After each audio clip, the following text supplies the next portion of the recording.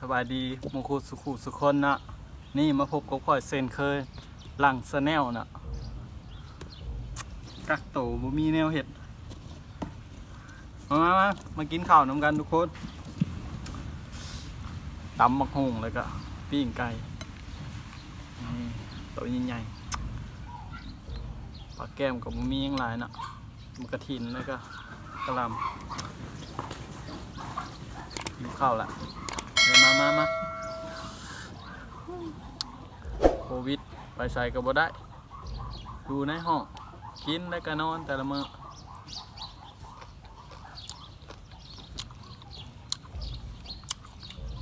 จักมื้อใดมันสิเศร้าโควิดจักเมื่อบ้านก็เมื่อบ่ได้ทุกคน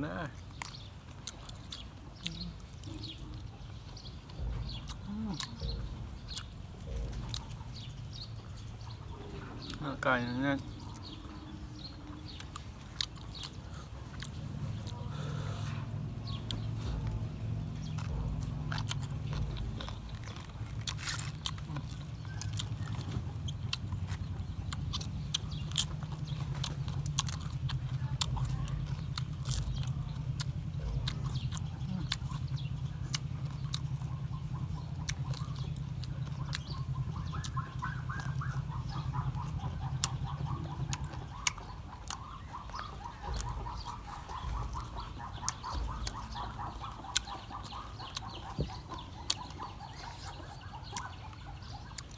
มาเด้อ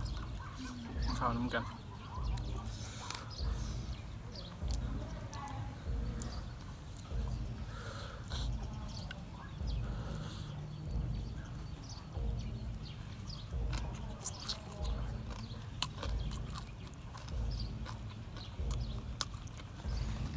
ไปตลาดอย่างเงี้ยบ่ได้ลงคลิปหลายเหมือนบ่ฮู้สิลงคลิปหยังไปอยากให้กินอย่างคอมเมนต์มาเด้อ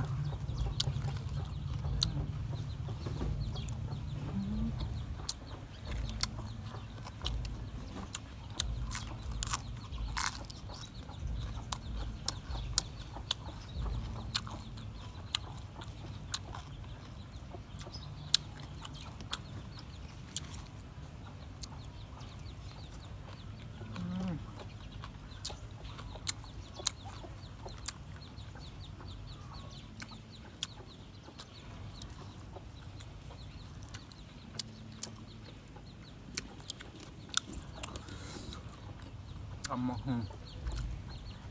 ปิ้งไก่กินกับข้าวเหนียวฮ้อนสุดยอดเลย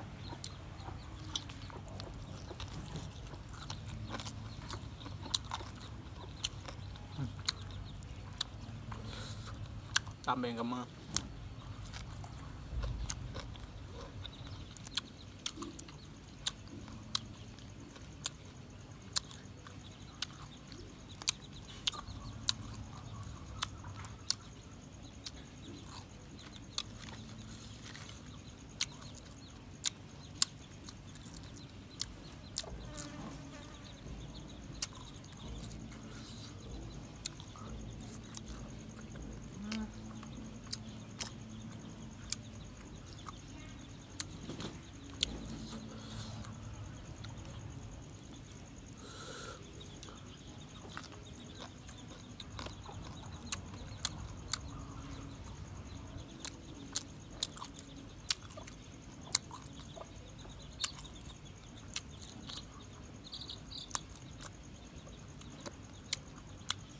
มาเบิร์ดจะกินคนเดียว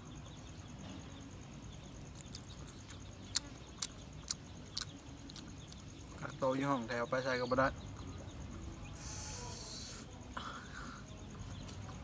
กินข้าวเลยกันนอน เล่นเกม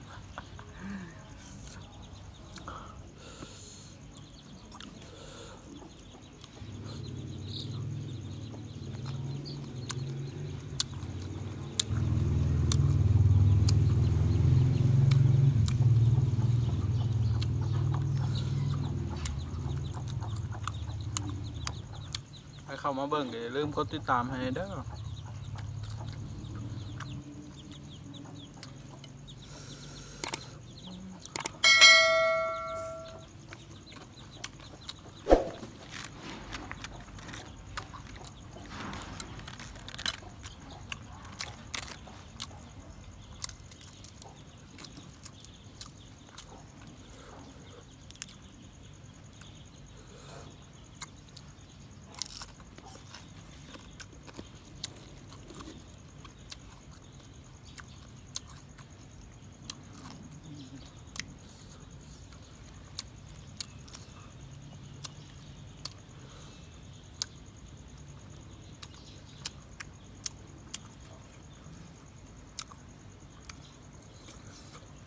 ตรแซ่บเลยทุกคน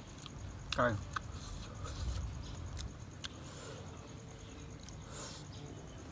ซื้อกินตลอดอาหาร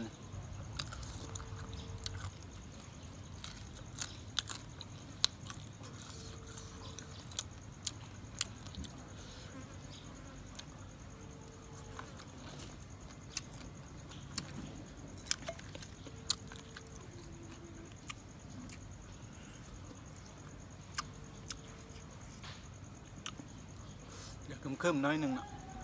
ฝนหากระตกเศร้า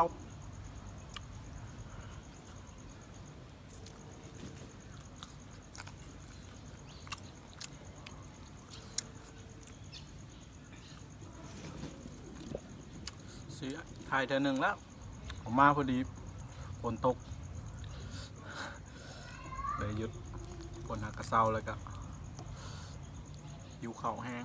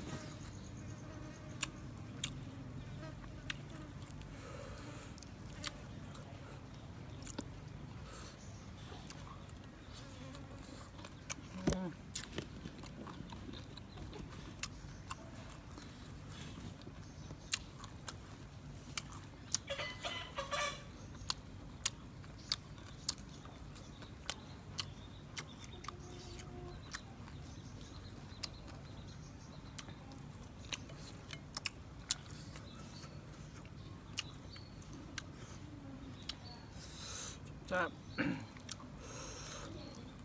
ใหญ่เลยเนาะ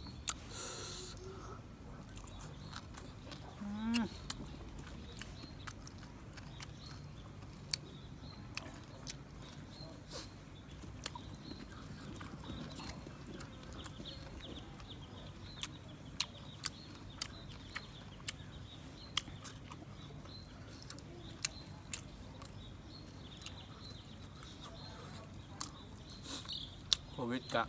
บ่เศร้าก็เถอะเพิ่มขึ้นเรื่อยๆมาบ้านกลับบ่ได้เมื่อ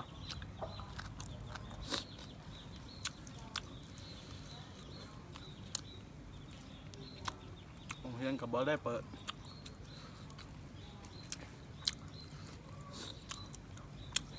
นอนกักโตวในห้องต่อไป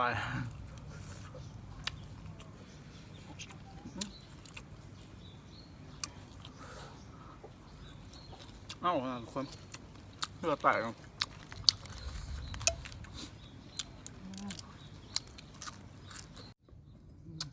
อิ่มไหมนะทุกคนเริ่มอิ่มละ